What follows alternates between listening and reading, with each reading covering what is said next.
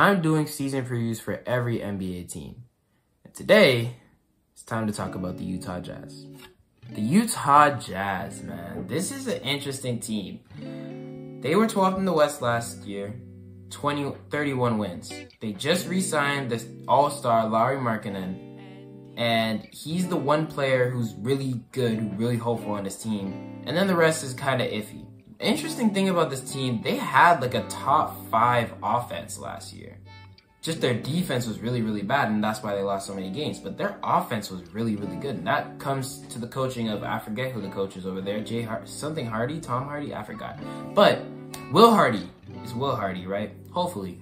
I'm saying that the offense last year was honestly not bad. So you can't complain about that aspect of it. It's just the defense that struggled.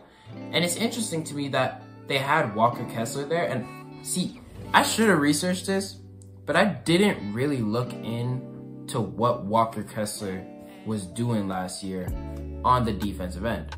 Last year, Kessler averaged 8 points, 7 rebounds, 2 blocks. And to be fair, it was his second year, so he might have had just the common young player second year slump. His defensive box plus minus was still 1.3, but not as good as a rookie year. Still, overall, he had a solid season. Not as good as his rookie year season, though. So Walker Kessler is definitely an interesting guy for this team. I don't think his position is cemented in stone, but hopefully he has a better season this year. We shall see. If he has a better season this year and he actually brings up the defense of the team, maybe. But this team isn't going to be good regardless, especially in this Western Conference, how tough it is. If they were in the East, honestly, they might just make the play. But in this Western Conference, they're not going to be very good, like at all. So you can't really have high hopes for them. Lauri Markkanen is going to be good, and the offense is going to be really good. Like, of course, I think though you still have to wait another year because you have a great young core.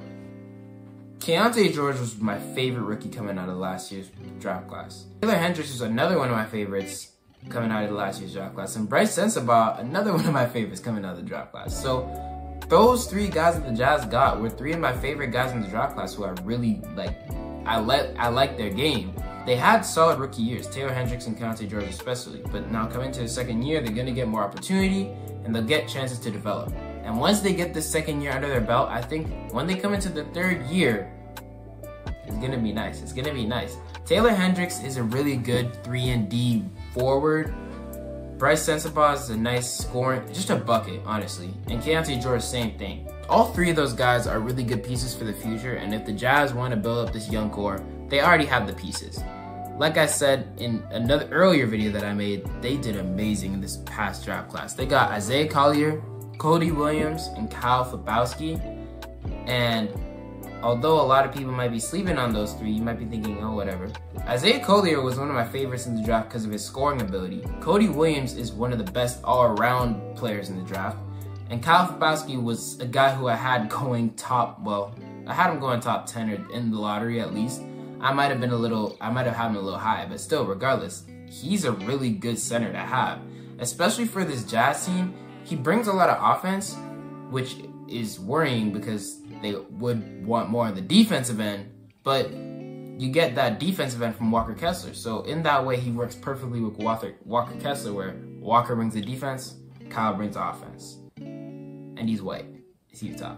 So I just see it as a really good pick overall. I see the young core right now of this Jazz team, and I'm getting a little excited because, like, I look at this team. They still have some of the older pieces like Colin Sexton, John Collins, Jordan Clarkson, Drew Eubanks, but those are guys who could help bring along the development, or at least most of them are.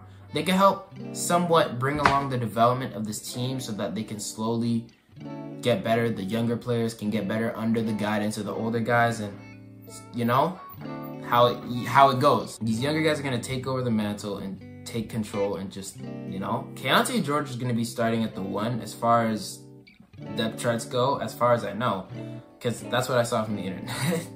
But Keyonte George starting at the 1 with Sexton. There is an issue there with the size of these guards in this team. They are very small. But Keyonte, I just like them, man. And especially when you're not worried about winning games, it doesn't really matter. If later on, you're actually trying to make the playoffs and Colin Sexton is too small, you could trade him for a bigger guard and you can get that shooting guard, like a good guy to, a real wing, I guess. But for now, having Keyonte George and Colin Sexton in the backcourt sounds like buckets, and I like those buckets. Basically, I just really love this Jazz young core. And this team's not going to be good. Like I said, it's a lot of raw prospects. There's a lot of guys who are just coming into the league and they're just hooping. But I think it's going to be interesting. This is definitely a team that I would like to watch because of all the young players in this team that I really like. I literally, out of all the past 6 picks they've made in the past 2 drafts, I like all of them. Like, I want to see this team succeed so bad. And it's not going to be this year, but next year, I'm excited, man. I'm excited.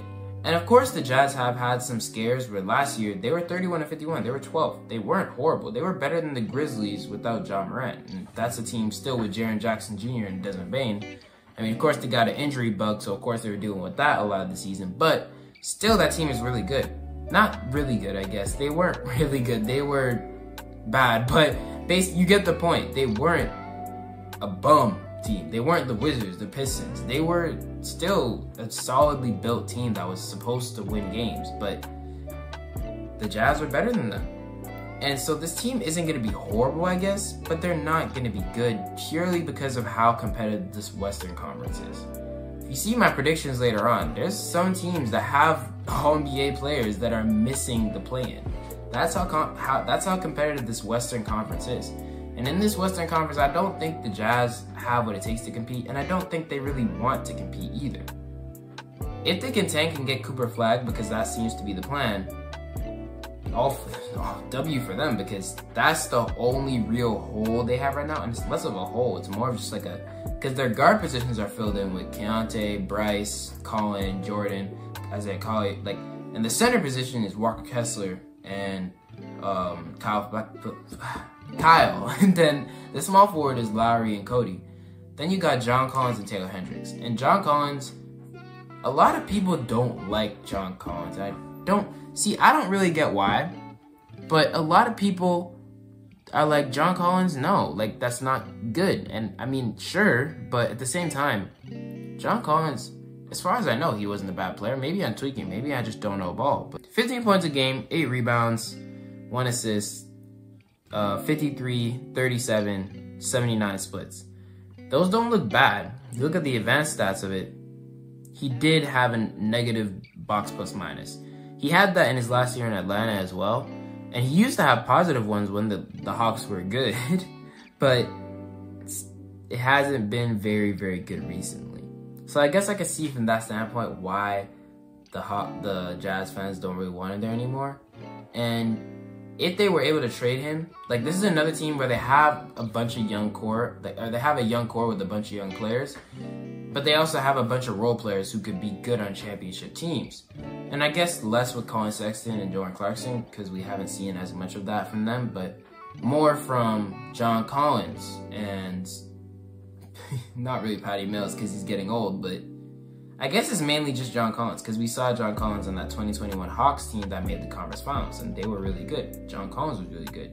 John Collins is definitely the first candidate to be traded, especially when the draft comes and they get Cooper Flagg. John Collins is straight out the door. Because then we run in a power forward rotation of Cooper Flagg and Taylor Hendricks, and that sounds nasty. And especially if Cooper Flagg, with the stuff I've been hearing about him, how he loves to play on the defensive end, that's exactly what this Jazz team would need. So I really like the idea of this Jazz team, man. I like their game plan. I like what they're focused on doing, and I hope the future goes well for them. I'm definitely going to be watching some Jazz games this year to see, or at least as much as I can. I am freed up more in my schedule this year to actually watch basketball, so hopefully I can get some Jazz games into that schedule. But yeah, as for now, thank you for watching. Appreciate y'all. I'd appreciate you more if you subscribe, you know what I'm saying? And just trying to make videos every day, every single day, 2 videos a day, or almost every single day, 2 videos a day.